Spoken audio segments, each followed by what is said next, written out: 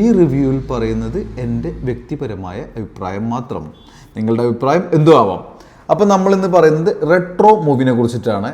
Retro movie നമ്മുടെ സൂര്യ and Karthik Subaraj, അതുപോലെ തന്നെ നമ്മളെ ജോജു, അങ്ങനെ ഒരുപാട് പ്രതീക്ഷകൾ തന്ന മൂവിയാണ്. നമ്മുടെ ഈ മൂവി സ്റ്റാർട്ട് ചെയ്യണതിൻ്റെ നമ്മുടെ സൂര്യണ്ണൻ്റെ ചെറുപ്പകാലമൊക്കെ കാണിച്ചിട്ടാണ്.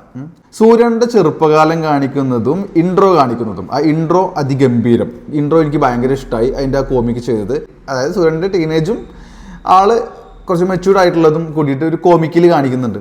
അത് കാണുമ്പോൾ നല്ല രോമാഞ്ച കുഞ്ചിതമായി കേട്ടോ. ഞാനൊക്കെ നന്നായിട്ട് ആർത്തുല്ലസിച്ചു. അതുപോലെ തന്നെ ആക്ടിങ് ഉഷാറാണ്, വേറെ ലെവല്, ഒന്നും പറയാനില്ലല്ലോ. പിന്നെ അതിലുള്ള നമ്മുടെ ജോജോ ആൾക്ക് കൊടുത്ത ആ ഒരു വിഷയം അതിഗംഭീരമായിട്ട് ചെയ്തിട്ടുണ്ട് കേട്ടോ. ഇതിൻ്റെ സ്റ്റാർട്ടിങ് അങ്ങനെ പോവേ എനിക്ക് സത്യം പറഞ്ഞാൽ എന്തൊക്കെയോ പ്രതീക്ഷകൾ കിട്ടി. സ്റ്റാർട്ടിങ്ങിലുള്ള ഒരു കഷ്ടിച്ചൊരു 20 മിനിറ്റ് നമുക്ക് ഒരുപാട് പ്രതീക്ഷ തരുന്നതാണ്. കാർത്തിക് സുബരാജിൻ്റെ എല്ലാ സംഭവങ്ങളും, നമ്മുടെ പ്രീവിയസ് കാർത്തിക് സുബരാജിൻ്റെ മൂവീസ് കണ്ടിട്ടുണ്ടെങ്കിൽ ഞങ്ങൾക്കറിയാം, അതൊക്കെ നമുക്ക് കിട്ടിത്തുടങ്ങി. പക്ഷേ റുക്കു വന്നതിന് ശേഷം കഥ ട്വിസ്റ്റായി. റുക്ക് ആരാണെന്നറിയില്ലേ? നമ്മുടെ പൂജ ഹെഗ്ഡ. മച്ചാത്തി വന്നതിന് ശേഷം നമ്മുടെ കഥ ആകെ അങ്ങോട്ട് മറിഞ്ഞ് റുക്കു എവിടെ നോക്കിയാലും റുക്കു. അവസാനം തിയേറ്ററിലിരുന്ന നമ്മുടെ കൂടെ ഇരുന്ന ആളുകൾ വരെ സൂര്യണ്ണൻ്റെ പേര് പാരി എന്നാണ്. പാരി ഒഴിവാക്കി കളയണമെന്ന് പറഞ്ഞിട്ട് അത്രയും നമ്മളെ വെറുപ്പിച്ച് റുക്കു എന്ന് പറഞ്ഞിട്ടും എവിടെ നോക്കിയാലും സൂര്യണ്ണൻ റുക്കു. എനിക്ക് തോന്നുന്നു ആ വെറുപ്പിക്കൽ തന്നെയാണോ ഇനി കാർത്തിക് സുബരാജ് ഉദ്ദേശിച്ചത് എന്നെനിക്കറിയില്ല. അങ്ങനെയാണെങ്കിൽ അത് ഞങ്ങൾക്ക് കിട്ടി. പക്ഷേ അത് വളരെ അരോചകമായിട്ടാണ് നമുക്ക് തോന്നിയത്. മൂവിയുടെ സ്റ്റോറി യൂഷ്വലി കാണുന്ന സ്റ്റോറി തന്നെയാണ്, പ്രത്യേകിച്ച് പുതുമൊന്നും അറിഞ്ഞില്ല. പിന്നെ അതുപോലെ തന്നെ എനിക്കിതിൻ്റെ മോശമായി തോന്നിയ മറ്റൊരു വശം എന്ന് പറയുന്നത് സെറ്റാണ്.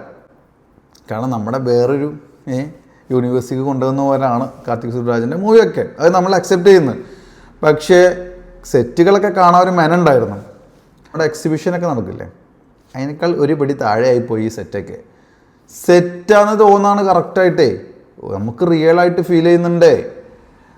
ബാഹുബലി പോലെ ഒന്നും എടുക്കണ്ട, അറ്റ്ലീസ്റ്റ് നമുക്ക് ഉൾക്കൊള്ളാൻ പറ്റണ്ടേ. സൂര്യൻ്റെ ഫൈറ്റ് ഗംഭീരം.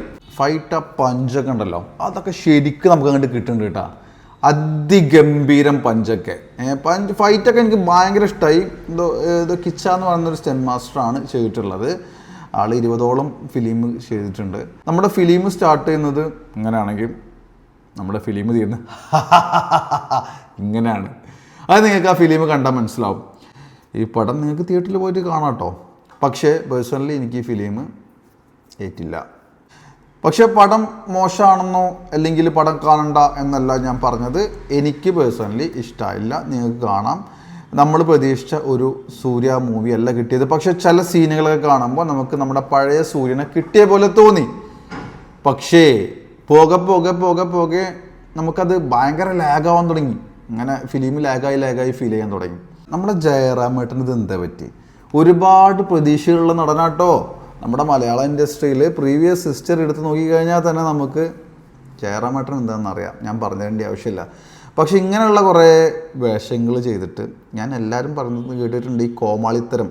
പക്ഷേ ഇത് കുറച്ച് കടന്നുപോയ കോമാളിത്തരം. എനിക്ക് തോന്നിയില്ല ജയറാമേട്ടന് പ്രത്യേകിച്ച് അതിലൊന്നും ചെയ്യാനുണ്ടെന്ന്. ചിരിപ്പിക്കാൻ ശ്രമിച്ചിട്ടുണ്ട്, പക്ഷേ കൂടുതലായിട്ടൊന്നും നമുക്ക് കിട്ടിയിട്ടില്ല. ഇതിൽ ജോജു ജോർജ് നന്നായിട്ട് അഭിനയിച്ചിട്ടുണ്ട്. നമുക്ക് ആ 2 കാലഘട്ടത്തിലെ ആളെ ആ രൂപം കാണുമ്പോൾ തന്നെ നമുക്ക് കിട്ടുന്നുണ്ട്. അപ്പോൾ 100% മുപ്പര ഭാഗം ക്ലിയർ ചെയ്തിട്ടുണ്ട്. പിന്നെ പ്രകാശ് രാജിനൊക്കെ എന്തിനാടോ കൊടുത്തിട്ടിരിക്കുന്നത്? ഇത്രയും നല്ല സ്കില്ലുള്ള ഒരു ആക്ടറെ കൊണ്ടുപോയിട്ട് ഇതിൽ കൊണ്ടുപോയിട്ട് ഈ രൂപത്തിൽ കൊണ്ടുപോയിട്ട് എന്താ കാര്യമുള്ളത്? അപ്പോൾ പ്രകാശ് രാജിനൊന്നും പ്രത്യേകിച്ച് റോളില്ല ഇതിൽ.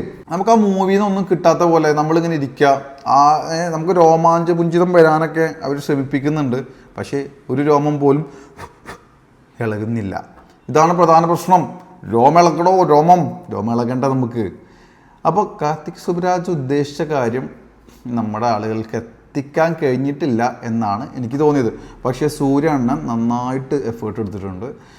ഫൈറ്റൊക്കെ എനിക്ക് ഭയങ്കര ഇഷ്ടമായി. എന്ത് രസമായിട്ടാണ് ഫൈറ്റൊക്കെ ചെയ്യുന്നത്, അടിപൊളി.